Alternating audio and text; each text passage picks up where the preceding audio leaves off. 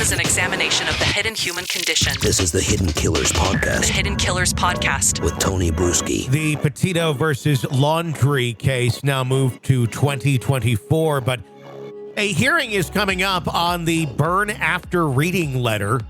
We may end up seeing the full context of that. We may end up seeing parts of it. We may end up seeing redacted versions.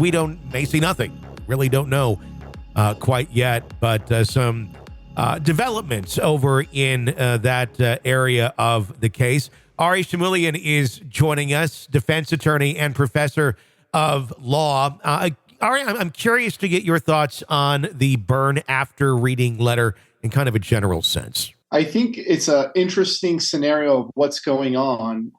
Petito's family is saying that this letter is direct evidence of the family's involvement in the disappearance and the subsequent death of Gabby Petito. The parents of Bryan Laundrie, mainly the mom, Roberta, they're claiming that this letter predates anything that went down, and it's not even relevant because it came before all the harm to Miss Petito in this case. So that's the subject of the hearing. Is it even relevant? Should it even be considered? And how the next steps should progress towards trial with or without this letter. It's an interesting letter. I think if there was given some context to it and we could actually see the entire letter, it would make a lot more sense. In my gut, it tells me that this is really a harmless letter, quite honestly. I know it looks ominous. It sounds horrible when you put it into this certain context. But I totally understand where the mom is coming from, that it was simply kind of this tongue-in-cheek letter. Burn after reading is kind of an ominous type thing. But if you kind of have a silly or dark sense of humor with your kids, I could totally see a mom doing that. Other people are saying, there's no way I'd write a letter like that to my child. Well, I don't think it was murder instructions. I think it was simply burn after reading in a tongue-in-cheek way. This is my guess. And if you find a body, bury it deep or something of that nature. Unless this thing is literally word for word instructions on how to dispose of a body, I don't think it holds much weight. And that's what both sides have to argue. And the judge, who's the ultimate referee, has to decide two things. What is the probative value of the letter? And what is the risk that the letter is unfairly prejudicial?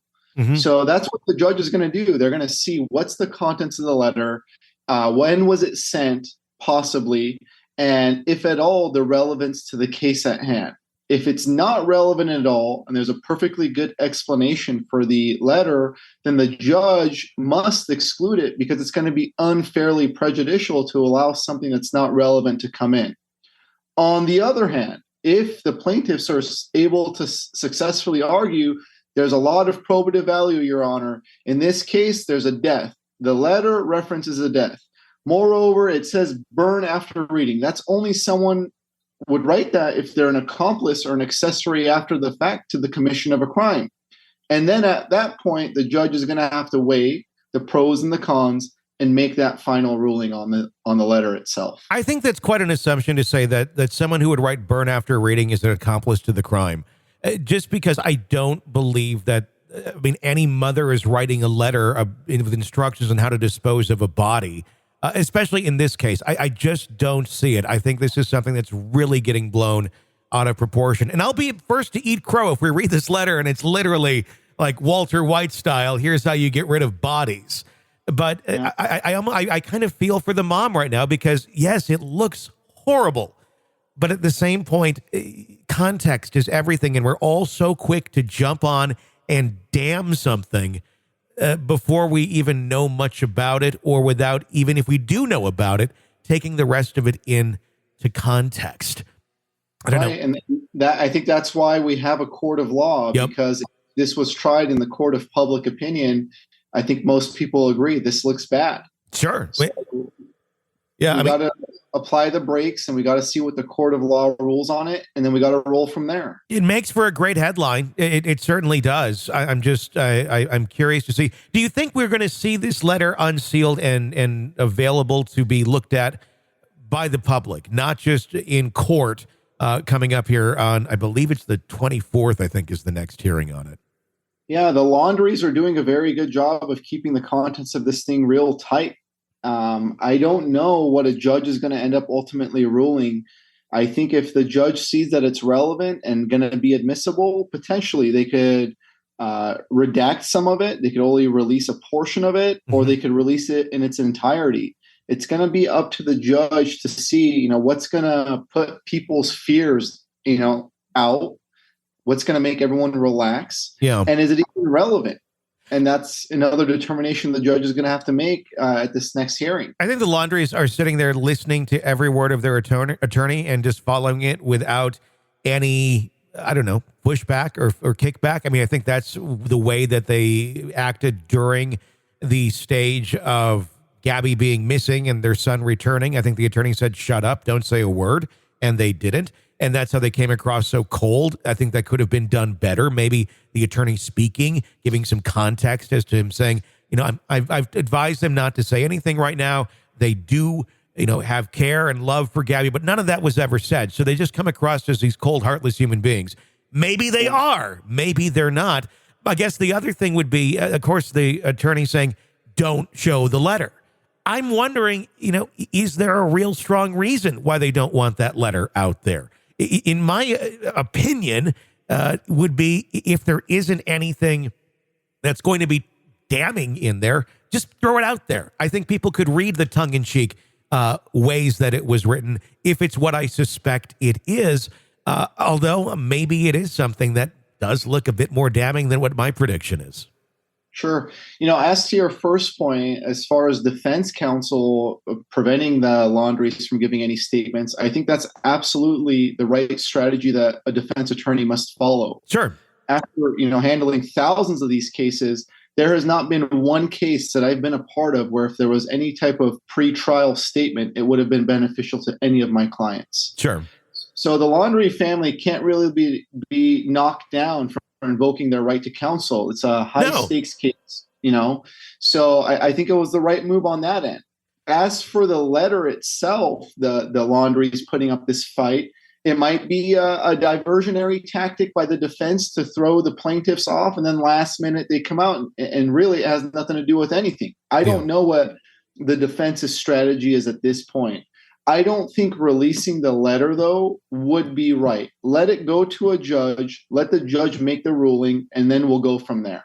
Yeah, you're probably very right there. And I don't argue with the attorney saying don't talk. I just think the PR end of it could have been handled a lot better by that attorney. Yeah, I totally agree. Optics within the public are definitely important, but what's more important as a defense attorney is whether or not your client's going to spend the next 15 years of their life in prison. So sometimes we don't want to have that backfire as far as, giving a statement just like this letter.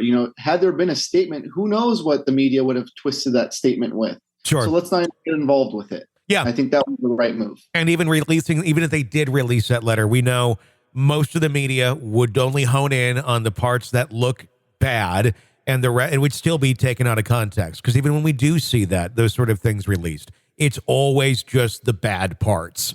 And then the judgment is made. What's your thoughts on this being delayed now into 2024? Do you think it's ever going to even make it to trial, or is this being stretched out longer with a likelihood that some sort of settlement is going to be made between now and then?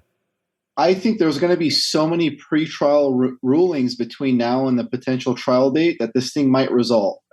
In fact, I think there's going to be a high chance of this either getting dismissed or resolving prior to the court date. The defense is likely going to try to do a motion for summary judgment, claiming that there's no, civil cause of action here against them, and the case itself must be dismissed. That's going to be up to the judge. They have to see, did the plaintiffs plead a good enough case for it to go to a jury? And, at this stage, I don't know. We don't know what the contents of the letter are. Once more facts start coming out and more evidence starts coming out, we're gonna see more clear if this thing's going to roll towards trial or not. This is an examination of the hidden human condition. This is the Hidden Killers podcast With Tony Bruschi.